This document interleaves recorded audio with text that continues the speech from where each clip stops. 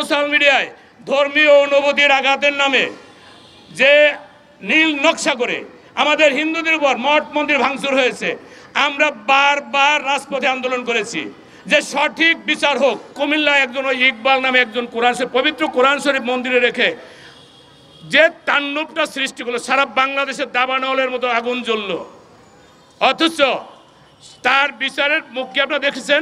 2001-এর ঘটনা তো আপনারা সবাই জানেন, সারা বিশ্ব জানে কি হয়েছিল। আমাদের বাংলাদেশে শান্তিপূর্ণ বসবাস করার জন্য যা যা করার দরকার, আমাদের সেই সংখ্যালঘু সুরক্ষা আইন, বিভিন্ন 8 দফা দাবি আমাদের আছে, আমরা সেগুলি আপনাদের মধ্যে প্রকাশ করব। নিশ্চয়ই তিনি এগুলি পূরণ করবেন। সেই পূরণ করার জন্য আমরা আজকে গণজন্ম মঞ্চ থেকে আজকে আপনাদের মাঝে সেই দাবি করছি। আপনারা এও জানেন যে 1971 সালের আমাদের পার্সেন্টেজ কত ছিল, তারপরে আমরা কত ছিলাম। 91 সালে যখন এর আগে যখন আসলো জাতীয় পার্টি সরকার, সে আমলে আমরা নির্যাতিত হয়েছি। 91-তে বিএনপি সরকার এসে তখন আমরা নির্যাতিত হয়েছে। 96-তে আওয়ামী লীগ সরকার এসছেন, এক পর্যন্ত আমরা সেখানেও কিন্তু কম নির্যাতন হই নাই।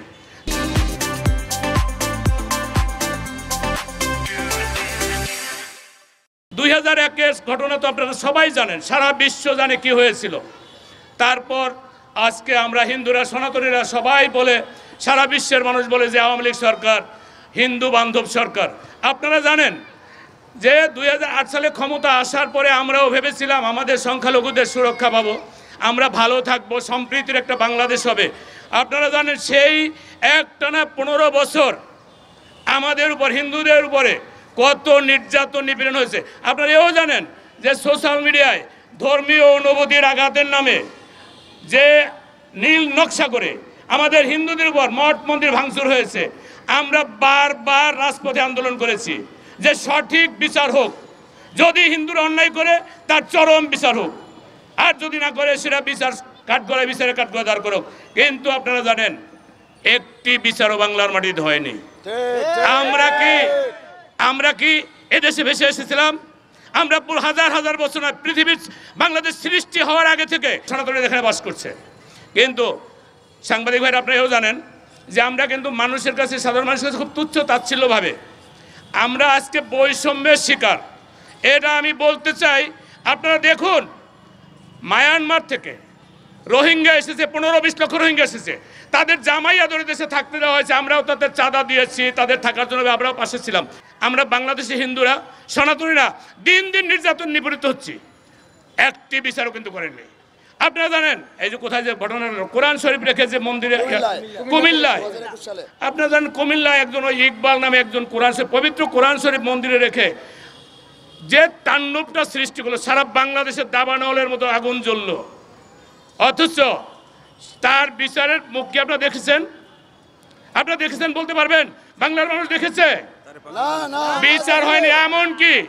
এমনকি তার কোনো আজও প্রকাশ করা হয়নি কারা করেছে। এইভাবে প্রত্যেকটা দিন।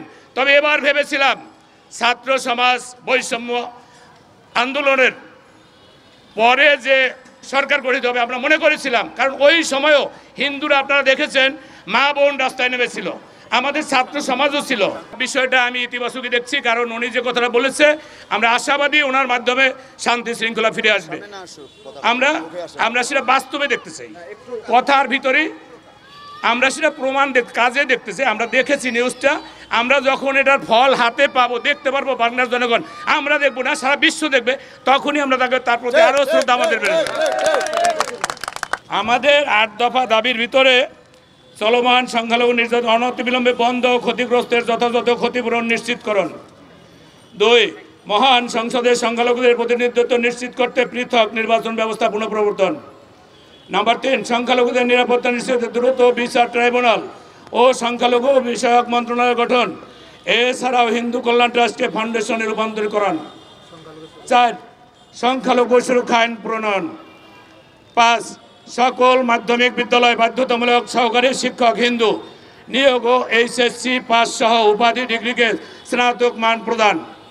6, অর্পিত সম্পত্তি আইন বাতিল সহ বেদখলকৃত সকল সম্পত্তি এবং দেবোত্তর সম্পত্তি প্রকৃত মালিককে হস্তান্তর। প্রতিটি পাবলিক বিশ্ববিদ্যালয় সংখ্যালঘুদের জন্য উপাসনালয় ও পৃথক ছাত্রাবাস নির্মাণ। শারদীয় দুর্গাপূজায় 3 দিনের সরকারি ছুটি ঘোষণা।